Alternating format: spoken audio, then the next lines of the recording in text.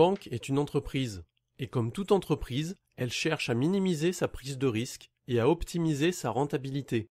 Pour ces raisons, toute banque est extrêmement prudente dans son analyse des risques.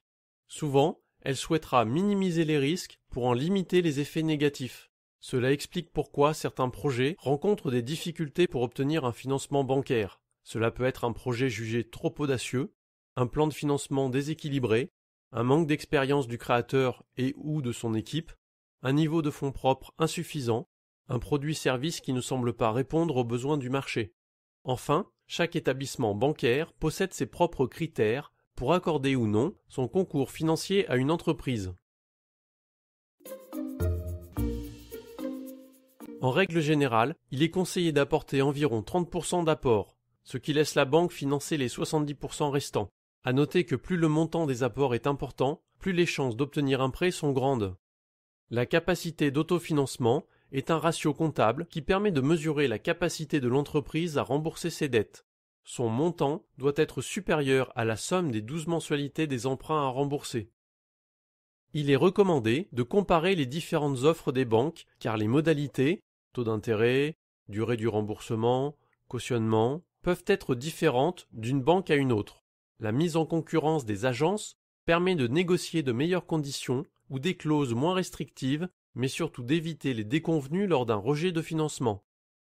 Comme les banques souhaitent de plus en plus partager le risque du financement d'un projet, il est donc parfois nécessaire de trouver des ressources complémentaires pour financer son projet.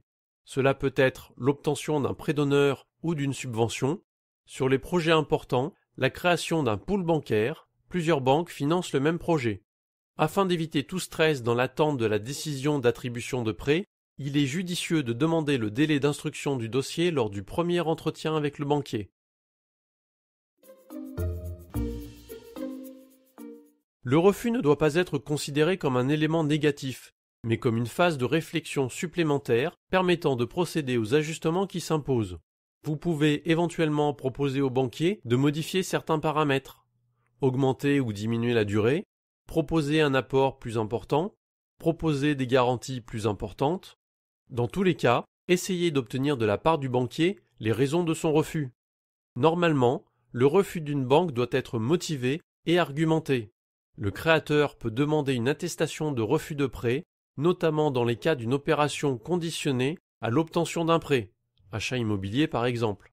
En cas de refus, il est toujours possible de faire appel à la médiation du crédit, dont la mission est de faciliter l'accès au crédit des entreprises.